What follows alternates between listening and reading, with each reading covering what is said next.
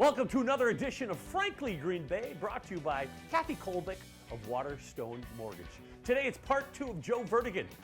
I'm wearing a Green Bay Reformatory shirt. We're going to talk about his new book. Welcome to another edition of Frankly Green Bay. Got my buddy Joe Verdegan. We coached football together back in the day. Joe is an author and has got a new book called The Reformatory, correct? Yes. What's the correct title? It's The Reformatory, Tales from Green Bay's Maximum Security Prison. And you worked there. 3 months shy of like 27 years. Let's talk about the history a little bit. Sure.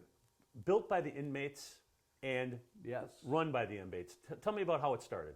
Well, the prison itself was probably now 120 years old, roughly. But yeah, the inmates built their own prison. They had guards on horseback back in the day, guard them with shotguns, and they made them, lay brick, and they actually built their own prison. Now, tell me some secrets of the Reformatory. That big, tall smokestack. What is that doing in the middle of the Reformatory? What that is a power plant. It is. Yeah, and we do checks every day to make sure, in case the power goes out, that will kick in. So, because if you lose power in a place like that with all those inmates, that could go south very quickly. I don't know if you tell, I'm wearing a 1970s Reformatory outfit. I got this donated to me just for you. Looking proper?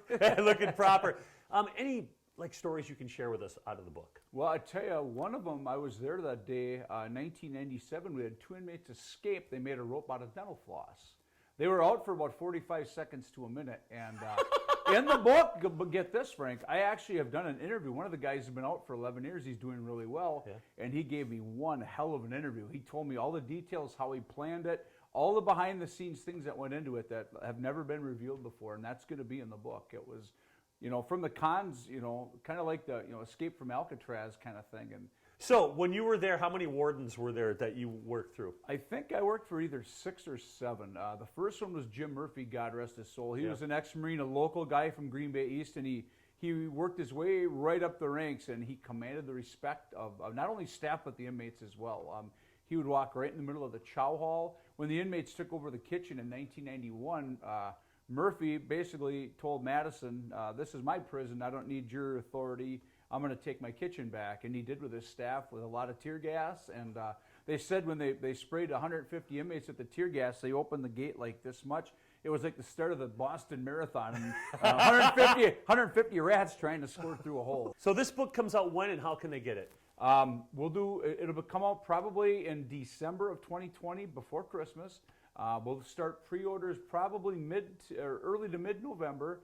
And you can do the pre-orders at joeverdegan.com. So we'll have it set up at that time. This book sounds amazing. It does. My publisher said this book, he projects it may outsell all the racing books combined because people have a genuine curiosity when they drive by that place. What goes on there? Nobody really knows.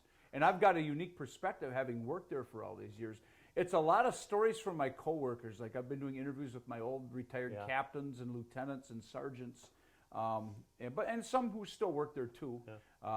The stories are unbelievable. And what's cool about working in the prison, Frank, they don't make action figures of us. And we come from all walks of life. I mean, honestly, farmers, bartenders, former radio guys. I mean, literally, there's no template for what a correctional officer is. Joe Verdegan, my buddy, get his new book and many other books out right now. Hey, joeverdegan.com. Join us next week as we bring you another creative person from northeastern Wisconsin.